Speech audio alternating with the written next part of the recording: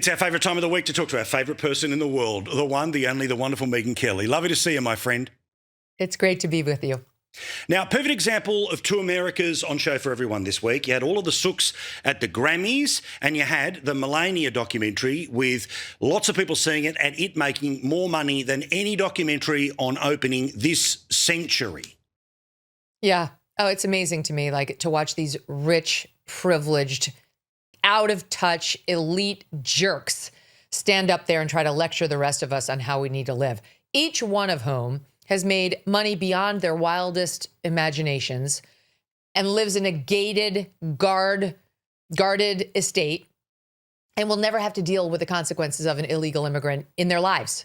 They're not at risk of being murdered in their trailer like a young girl was. They're not at risk of being gunned down or sexually assaulted and thrown over a bridge like poor Jocelyn Ngare in Texas. They're not at risk even of being hit by a DWI illegal because they spend precious little time on the roads. And when they do land for their gigs, they get police escorts that shut down traffic for them as they jet in and out of their arenas. So it's like, just shut up, shut up.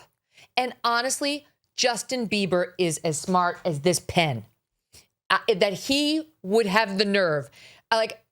When they were like, Justin, you have to wear this pin, it reads ice out. I mean, truly, he probably thought it was a reference to like iced tea, maybe his wife's diamonds, but there is zero chance he knows what ice is. I would give him $1 million if he could tell me what ICE stands for. I really would. There's no chance. These stupid, overly privileged gazillionaires trying to ask us to take on all the dangers. They'll take on none, but see, they get to feel good about themselves, virtue signaling from the Grammy stage with their boob hanging out, with like literally their boobs out and their fake nipple holders holding up their ugly dress, which I now realize is just a massive distraction from the ugly face.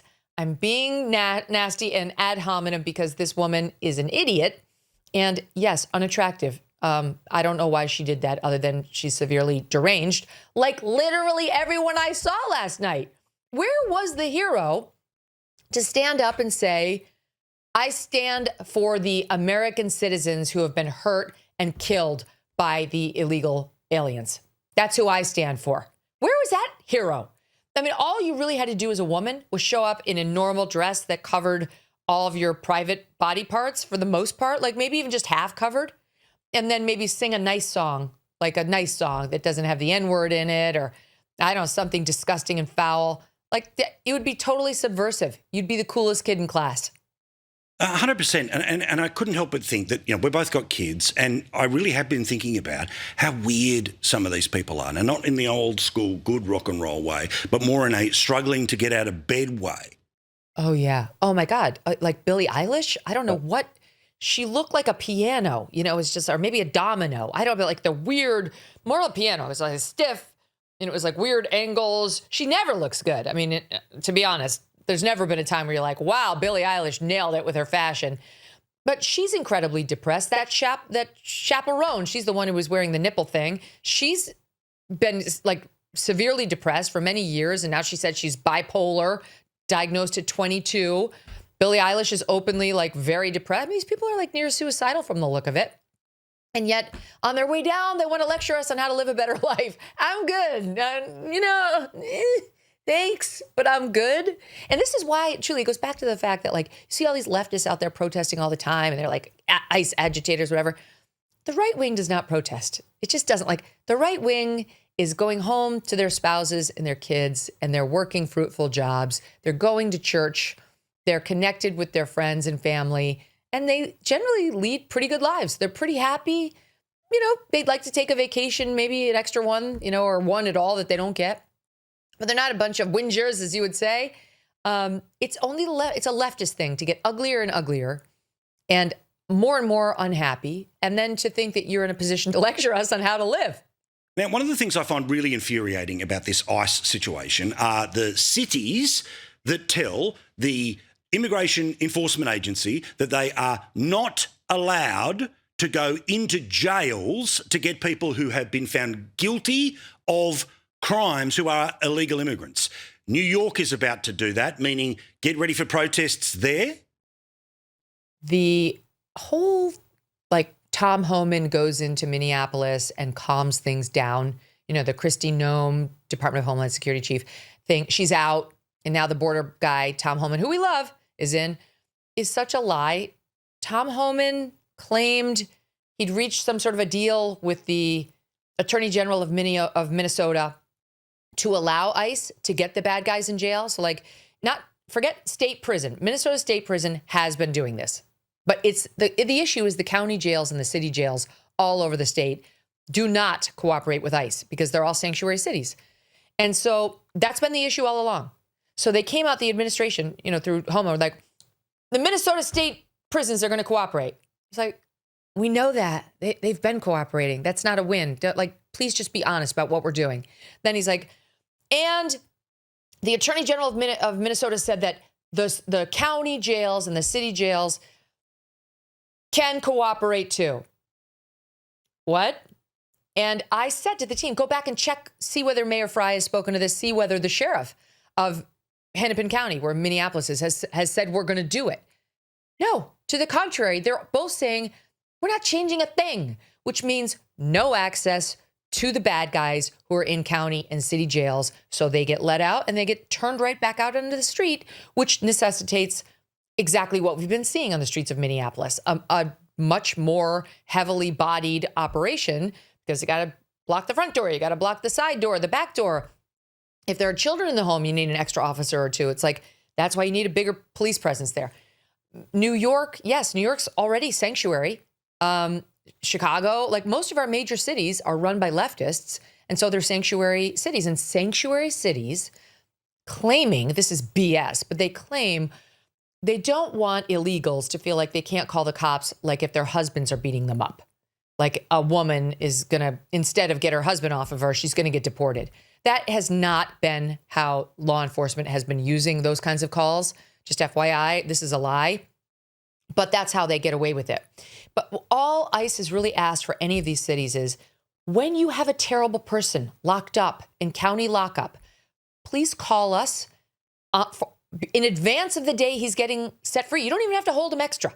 If he's getting out on, Thursday, the 20th, please call us before that day. We'll take it from there.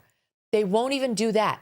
So it's really out of control. And I don't see, right now the hatred for ICE is at a fever pitch.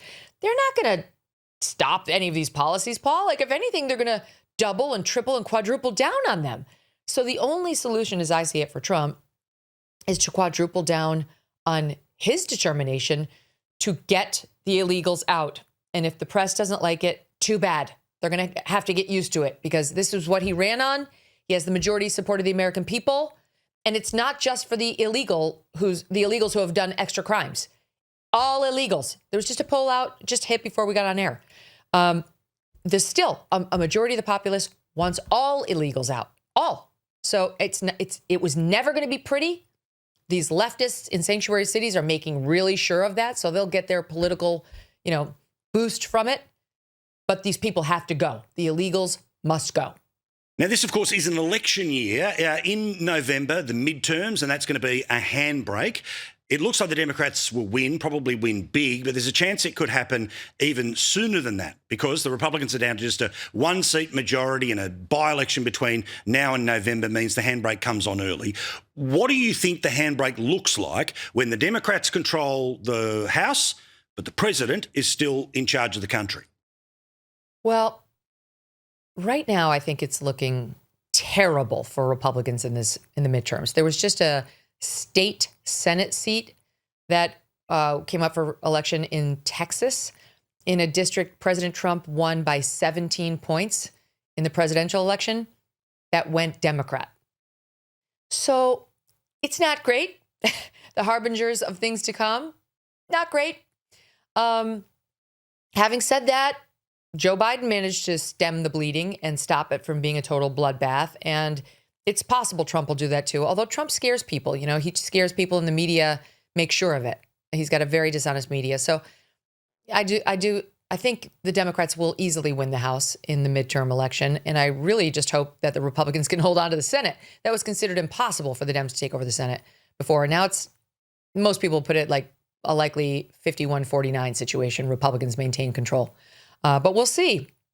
I don't think if the Democrats just win the House and the Republicans hold the Senate, anything is going to change other than we're going to have investigations every week. And probably Trump will be impeached, which we don't care. Impeachment is just like an indictment, but the trial takes place in the Senate. So if the Republicans continue to control the Senate, he'll be fine. He won't actually be convicted, which is what you really worry about. But I think we'll have investigations every other week, which, okay, that's fine. I mean, that's a waste of our government's time.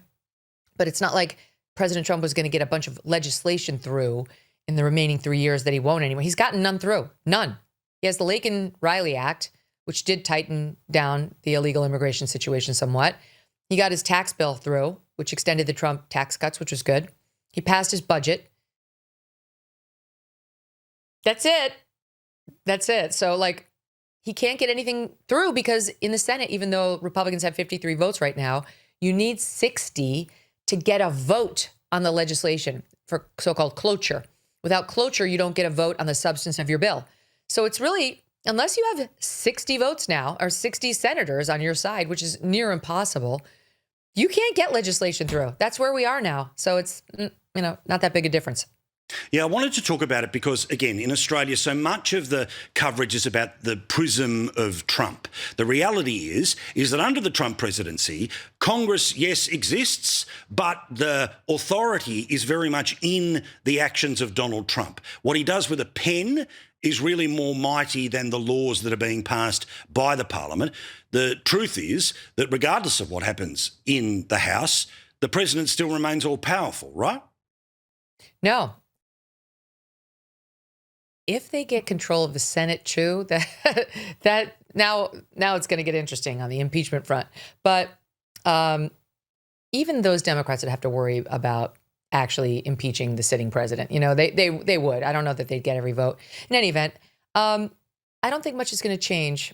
I mean, what my own concern is the executive branch has gotten so large and powerful, way more so than it was meant to be. We broke off from England because we didn't like having a king. And we intentionally made the executive branch the smallest and the weakest. We wanted Congress to have all the power because they're the only ones who answer directly to us every 2 years in the case of the House of Representatives, 6 in the case of U.S. senators. But the point is, those 2 years make a difference. So we can fire them all, in 2 years if we don't like the way they vote on legislation. It's difficult. And a president is, of course, 4 years. But now it's grown so important and so powerful because nothing can get through Congress because of that 60 vote thing. And it used to be that even if you were a Senate getting ready to vote no, a senator saying, I'm not going to vote for that bill, you'd still vote for cloture. You'd know, like, the only reason you wouldn't allow it to have a bill is like something really extreme. But now that's standard obstructionist tactics in the Senate. It's like the whole system of government, the way it was designed, has run into some serious roadblocks in the past 5 years, which is why Team Trump says they should get rid of the filibuster. If you got rid of the filibuster, those 60 votes wouldn't be necessary anymore. But we can't do that because then you have no minority rights ever in the Senate, and that shoe will be on the other foot one day, and I don't think that's a good idea. So it's just not working the way it should, and we shouldn't be in a country where either domestically or internationally, huge policy shifts happen every 4 years. Normally we pass a law, and then we're going to live with that law for a long time unless we can, really get it repealed, which is tough, or get it struck down by a judge. But now it's just like executive orders every 4 years, which have huge pendulum shifts. And our adversaries and our allies are feeling it, and we're feeling it internally, domestically. And so unless it's something that, like, take, for example, the trans sports thing, like, Democrats actually are on our side on that. They just can't say it out loud. So that's not going to swing back the other way because they don't want it to. They can't say it out loud. Trump did it. Now they'll live with it. So I feel like that one actually is on its way to being solved.